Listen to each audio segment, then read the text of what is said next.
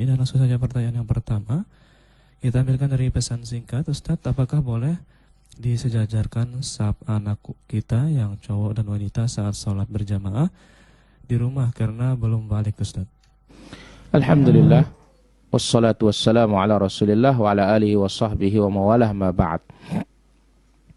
Tentunya di sini walaysa dzakaru kal untha, laki-laki tidak sama dengan perempuan. Tetap hatta dia masih kecil sudah dilatih sesuai dengan petunjuk Rasulullah sallallahu alaihi wasallam. Jadi anak laki-laki dan anak perempuan tidak boleh disatukan shafnya. Wallahu taala ala wa alam. Naam. Baik, demikianlah jawaban dari Ustaz kita. Semoga bisa dipahami oleh para pendengar kita. Dan pertanyaan di belakangnya, Ustaz, saat ini kita dilarang melakukan pernikahan, Ustaz, dan ada seorang ikhwan datang melamar ana dan mau segera menikah. Bagaimana sikap ana, Ustaz? Mohon nasihat. Sikapnya sesuai dengan arahan pemerintah. Sabar dulu. Tapi kalau mau ya diambil syar'inya, silahkan menikah ya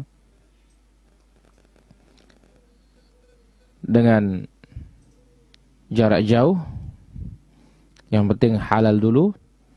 Kemudian nanti setelah selesai wabah baru diresmikan. Ya, Allah taala ala wa alam.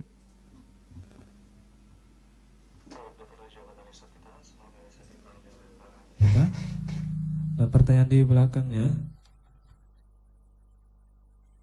Ustadz, kapankah waktu yang tepat bagi kita untuk berbuka puasa? Apakah mengikuti waktu dari pemerintah atau mengikuti waktu di tempat kita, Ustadz? Soalnya sebelum azan pun sudah terbenam matahari, Ustadz, di tempat saya.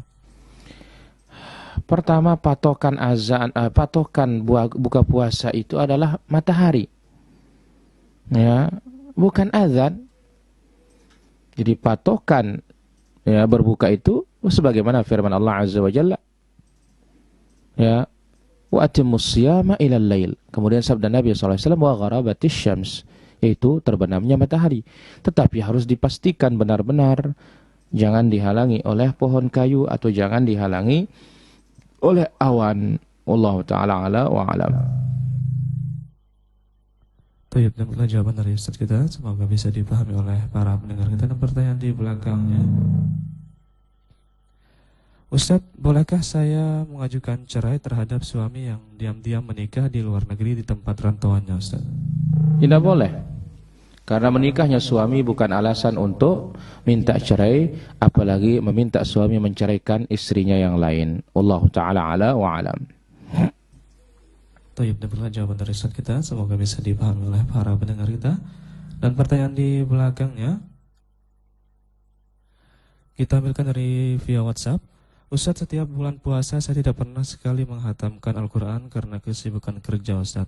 Nah, yang saya tanyakan, Ustaz, bagaimana cara mengatur waktu yang baik, Ustaz, agar bulan puasa ini bisa hatam, Ustaz? Waktu itu kembali kepada diri kita. Kalau kita lawan kemauan kita, hawa nafsu kita, insya Allah bisa kita khatamkan. Tetapi kita hanya mengikuti apa yang berjalan, apa yang ada, maka tentu sampai kiamat pun kita tidak pernah mungkin akan bisa mengkhatamnya. Wallahu ta'ala ala wa alam. Baik, demikianlah jawaban dari Ustaz kita. Semoga bisa dipahami oleh para pendengar kita. Dan pertanyaan di belakangnya, kita kembali ke pesan singkat.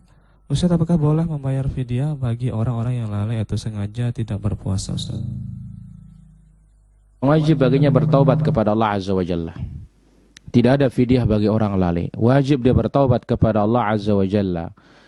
Dan kalau pemerintah mengetahui orang-orang tersebut, maka mereka wajib dita'zir, wajib diberi pelajaran. Kenapa? Karena mereka ya menyia-nyiakan perintah Allah Azza wa Jalla. Lihat Umar bin Khattab radhiyallahu an. Ketika orang gila tidak berpuasa di bulan Ramadan, maka dihardik oleh Umar. Dan Umar mengatakan, kamu tidak puasa, anak kecil kita sejak puasa. Apalagi ini tidak ada uzurnya. Wallahu ta'ala ala wa alam. Kemudian saya ada pertanyaan. Mau tanya siapa lebih berhak mengasuh bayi hasil zina jika ibunya tidak mau mengasuhnya, apakah dari keluarga ibunya atau orang lain yang tidak dikenal?